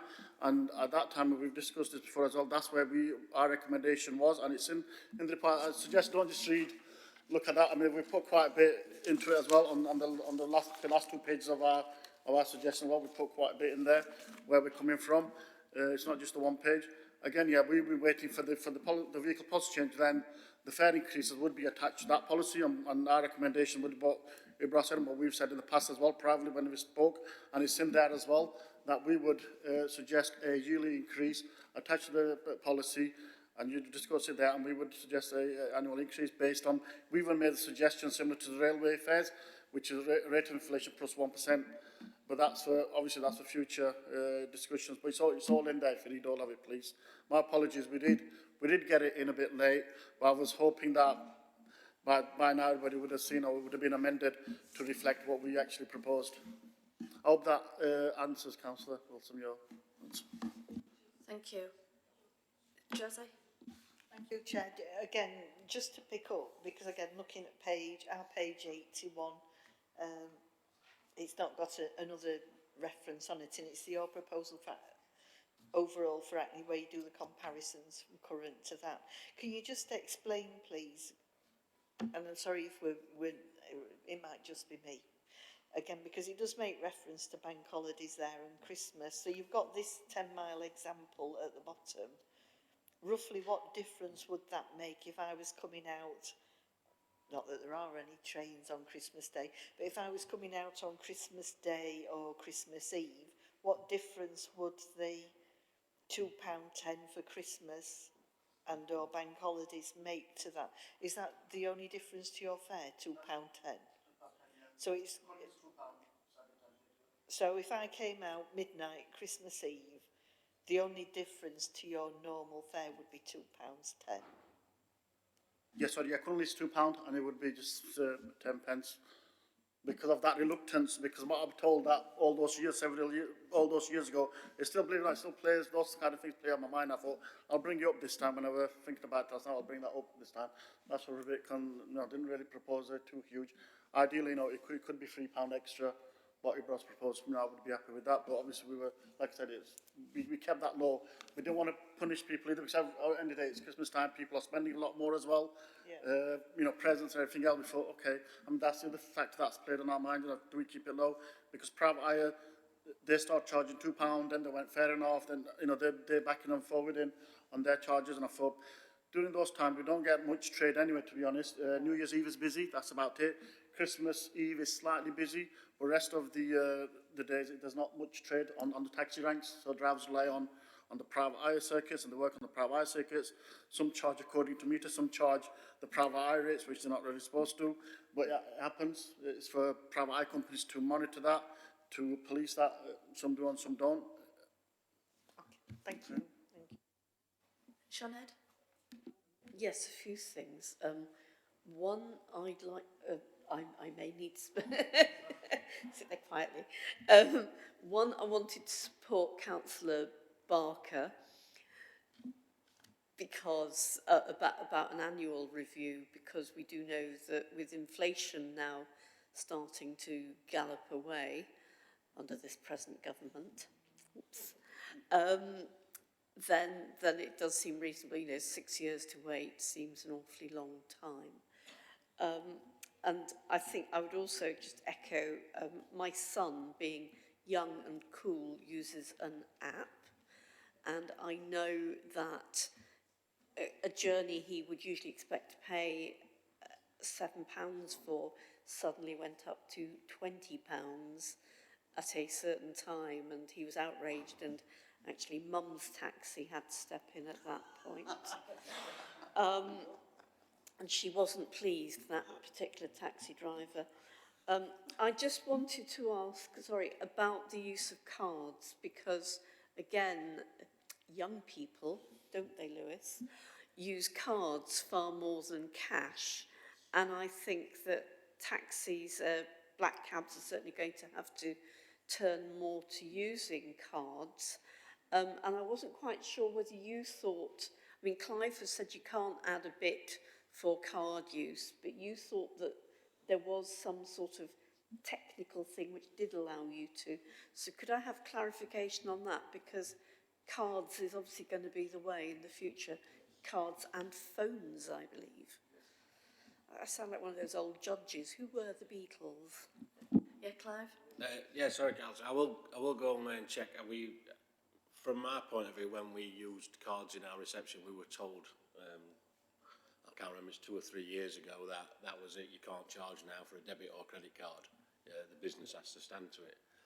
That's what I've been told as an officer, but I will go away and check. I know the card usage in London taxis is big, and most of I think 95% of their fleet in their Hackney carriages in London now have got card machines in. One of the things we can't do, the difficulty is you can't charge extra to somebody with a card than you have with cash, because it's a metered fare, and the driver would think, so we'd have to look at the legal terms of charging or getting some money back to the driver for that charge that they're getting charged against using that machine, and that company that takes the money then pays them out.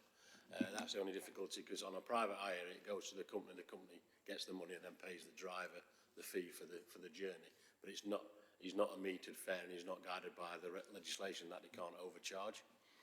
So we would have to look at that and how we can get that into the costs for the driver, so the driver doesn't lose money on a journey because he's taken a card. That's the problem.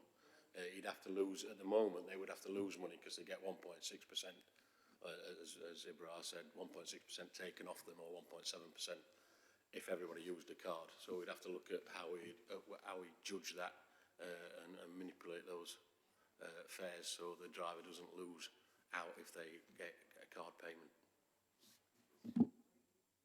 Sorry, in relation to the card, I mean, Clive's right. I mean, if I say I've got two cards, I've got my personal card. So I actually read the law on it. So if I use my personal card, I can't charge. But if I use my business card, you can charge. The law does say you can charge for business cards, and that's the point I was bringing up, whether it's possible, because a lot of the customers we get, for example, the railway station, the businessmen, business people going to meetings, they've got business cards, whether we can still levy some kind of charge for those kind of cards. Then it's obviously the responsibility of the driver to check that and make sure he's charging that to the correct person. Thank you. I think we'll take it that we will investigate that further. Can I just ask one question? It's just that because Clive says he all the way through for taxi drivers, do we have any women taxi drivers? Yes. Unfortunately, not as many as other cities. We are low on that. I think the last count was less than 10. I don't know of one that drives a Hackney. They're all private hire drivers, our female drivers. We are low in numbers on that. I don't know why. It's something we've looked into many, many times, but why that is in this city, I don't know to what other cities are. But Hackney drivers, I don't know. I know the trade might know. I don't know of any that Hackney drivers. Did GMB want to come back in? Was somebody had their hand up? So, sorry, can you come to the microphone? I can't hear from this end. Thank you. It was just more for clarity purposes.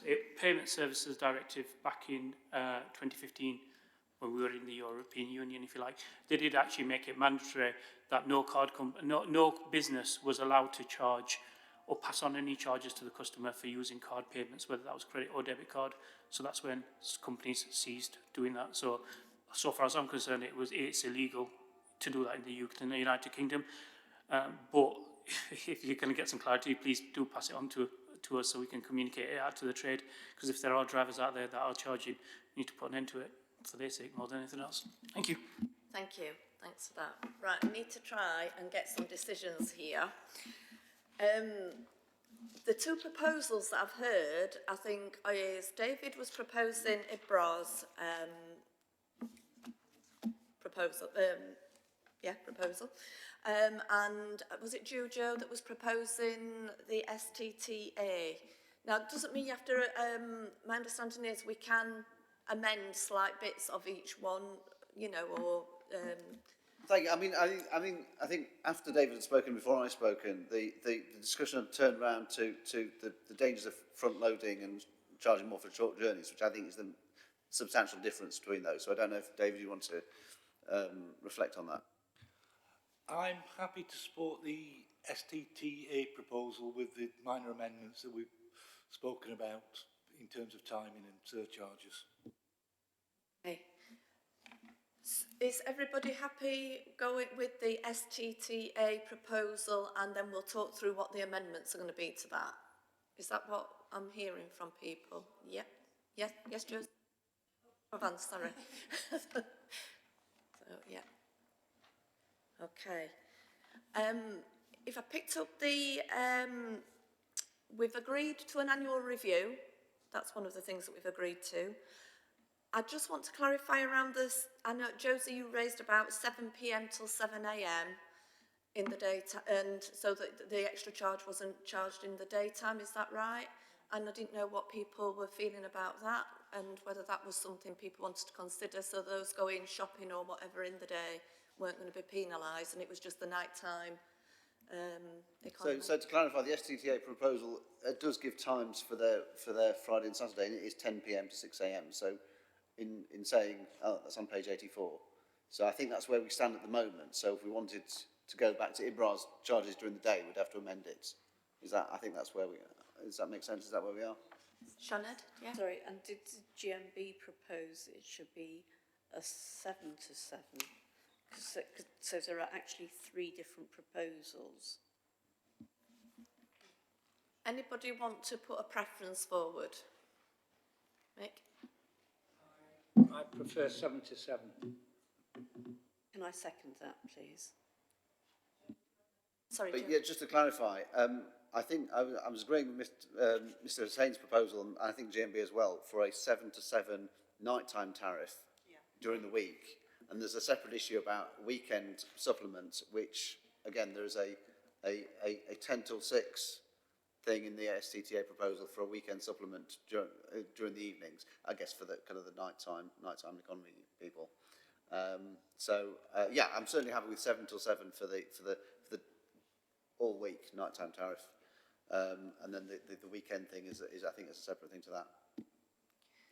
Josie? I just think for ease of understanding, if it's 7 p.m. to 7 a.m. 7 days a week, people would know where they stood. I mean, people that use taxis all the time might understand the 10 o'clock on a weekend and the 7 o'clock, but people that don't probably wouldn't. So whereas if you understand it's 7 p.m. to 7 a.m, and then that would protect most people getting to work and most people needing to get around during the daytime to go hospital visiting or to do short distance day-to-day things. Mick? Yeah, I would agree with that we just have the one, which is 7 till 7. And I mean, I'm getting on a bit these days, and I think people's leisure habits at weekends are not what they were when I was sort of 18, 20 years old. The weekend starts much earlier these days. Okay. The other thing that I picked up was, so everything else within that proposal, everybody's happy with? Is that what I've picked up as well? Yeah. Sorry, Angela, yeah? Are we then saying that the weekend rate for Friday nights and Saturday nights is 7 till 7 as well, so we don't have a 10 till 7? Thank you. Sorry, I think I'm confused now. So the STT proposal is an additional £1 for their nighttime weekend rates from 10 till 6, on top of the normal nighttime tariff, which they're proposing to go up from 3:10 to 3:30. So that would be then 4:30. So they were asking for another £1 at the weekends, and if we are saying it's another £1 from 7 till 7 at the weekends, on top of so 4:30 from 7 to 7 at the weekends, and 3:30 7 till 7 during the week. I'm happy with that if that's what we're proposing, but I'm not clear that's what we said. I thought Mick was arguing just against having the weekend premium at all. No, okay. No, I'm happy with that if that's what we're saying, if that's clear. Sorry, for me, can you just clarify what was So I think tariff 1 now is 310 up from 260 during the day. Tariff 2 is 330 up from 280 from 7 till 7, but not at the weekends during the week. And then tariff 3 will be £4.30, 7 till 7 at the weekends. I think that's where we've reached. Okay. Yeah. Don't, Sianed. Different. It was the proposal also for extra charges at bank holidays, and not just and to extend, if you like, the Christmas way of charging to all bank holidays. Have we also agreed that, or is that another discussion now? No, I think is the proposal £2, or did it go to 3? To stay at £2, because it's 2 at the moment. It says 210 on page 81 is what they're asking up from £2. I'd be happy to make that a bit higher, to be honest, but it's... Any proposals for the rate?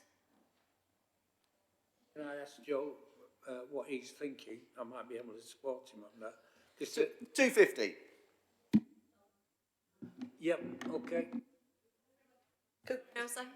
I just think, whilst it's nice to be able to put all these prices up, it'd be interesting when we get to this, if we understand if there's a point where it becomes sort of a disadvantage to the trade, because at the end of this, once they're done and they fix, yes, they can charge less, but just to make sure at the end of this that they're happy, that they won't lose disproportionately business because of it, that's all. Do you just want to put hands up to whether you agree that 250 is okay, or... Sorry? For all bank holidays?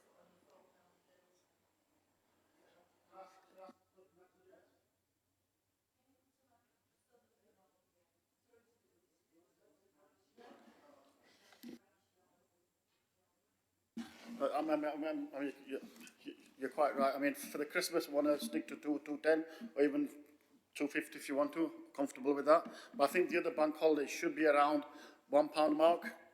It shouldn't be much more than that, because what we don't want to do is deter people as well, especially early doors, get into our taxis.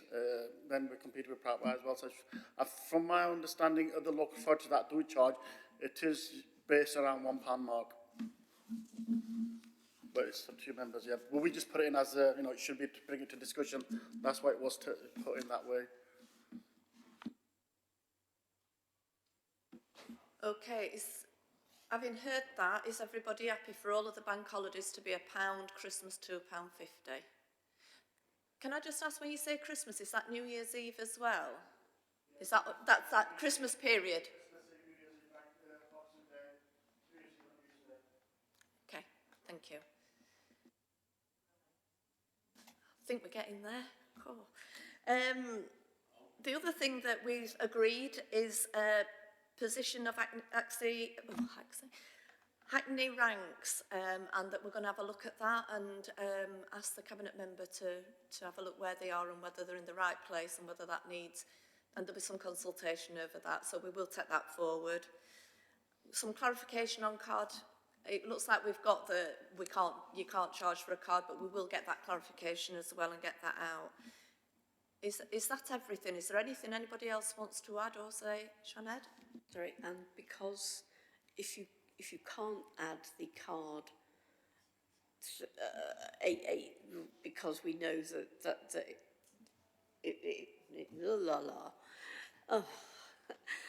but can we actually also review that, because if card use is going to increase, then at I'm not suggesting we review that you can charge for using a card per se, but there needs to be something reflected in taxi fares going forward if cards are going to be used more and more. Josie? It's another way of looking at it, but can you discount for cash? Yeah, I mean, simple answer to that, yes, it's the maximum they can charge. We are to have an annual review. Obviously, these are new fares for the customers out there, and the taxi drivers will still let us know the feedback, I'm sure, of what these new fares will mean and how that's been taken by the public. It's still open, obviously, now to advertisement, and we may get objections to it. That can be from the public, from the user groups, etc. That may come in.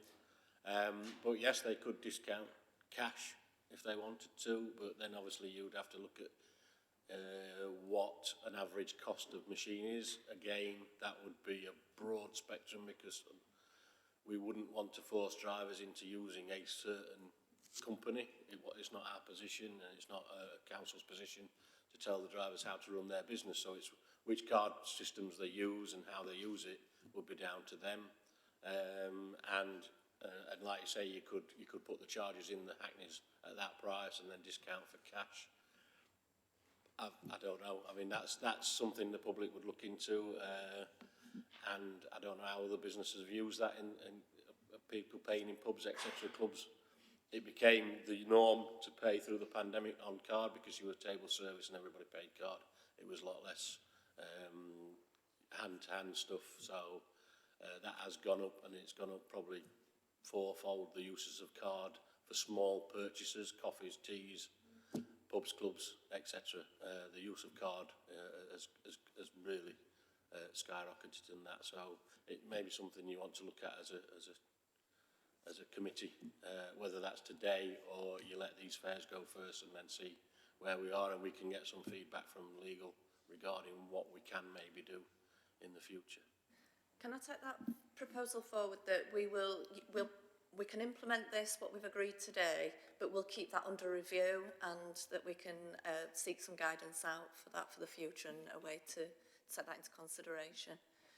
Is Agreed. everybody happy with what we've agreed? Can you all, sorry?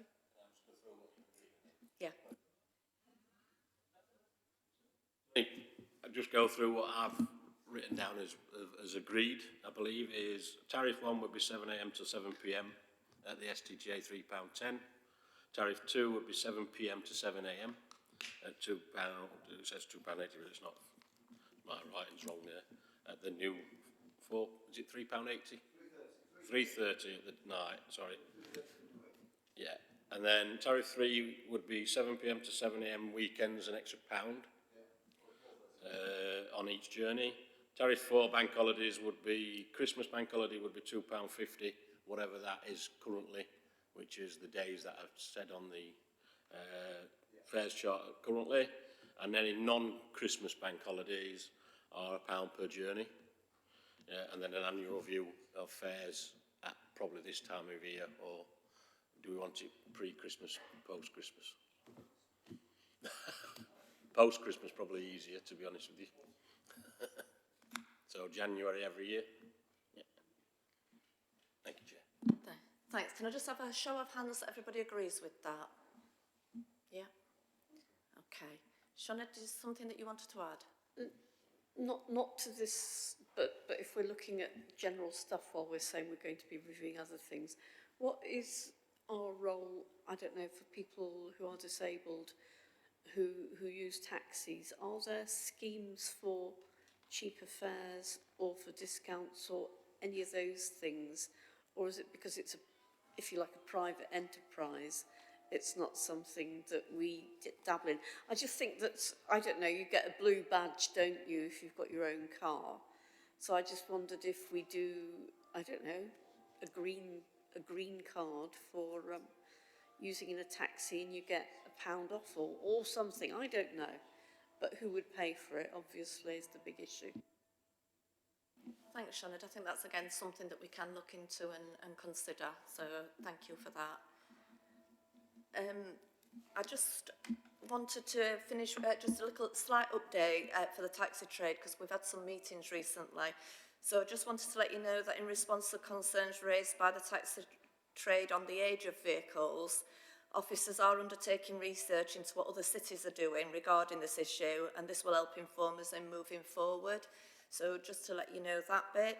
And in response to the current situation on taxi drivers that are applying for an extension, officers will be adding information to the extension form. This is to help drivers present the necessary information to the subcommittee on what makes a vehicle being considered exceptional, because that's what we have to consider when we're doing that. It's the exceptional bit. So hopefully by adding extra questions on the form, that will help us with our decision making. Because, for example, it's important that the subcommittee can see that the vehicle has been well maintained and to a high standard. And as you'll be aware, that members of the subcommittee take their responsibilities serious to making sure the members of the public are safe. I finally just want to express my thanks to the Hackney trade. I personally have had 2 experiences recently and they've provided a really good and fair service.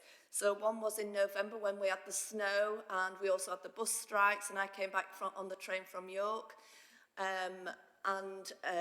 The trams had stopped, the buses were on strike, and I was stood in a taxi rank at the train station for over 2 hours. We had private hire companies charging £30 just to get to Lower Manor, but when I finally got my taxi, I got charged the normal rate, and I was just so grateful that it got me through the snow and got me home. So that was one thing. The second thing was on New Year's Eve, I booked a private hire taxi from the southeast of the city to not to Bramall Lane, Sheffield Wednesday ground. I know, sorry. It was at 7 o'clock at night when I booked it, and automatically got charged £25. It was told that to book it. Took that, got charged 23 when I got there. But when we came out at 1:30 in the morning, which I would class as unsociable hours, I got Hackney straight outside, didn't go straight home, dropped someone off via Shirecliffe, and I got charged less than 20. So it was cheaper to go home at 1:30 in the morning and not directly in a Hackney than it was to get a private hire direct from my house to the same venue. So I just want to say that, you know, you do offer value for money, and thank you for that. So I just hope that members of the public appreciate the service that you offer, that my experience is that you do offer value for money, and the service you provide for wheelchair access is very much appreciated. And I hope this fair increase helps you to continue in the good work that you're all doing. So thank you. Okay. Sorry, I've just got Clive. I'm just wondering, I think we need to set a date of implementation. Would 1st of March be acceptable? Because I've got to advertise it probably, I think, using the council advertising thing. We've missed this week's, so it would have to go in next week's, which then obviously puts you 14 days from possibly the 10th of February, which would take it to the 24th. So the 1st, if there's no objections. If there's objections, then we'd have to obviously revisit that and come back to yourselves. Yep, so we're all happy with the 1st of March? Yep. Okay, thank you. Please don't go, because we've got the minutes to do from previous meetings, but if the tax trade, did you want to leave now, by all means. And thank you for coming and staying for the debate. Thank you.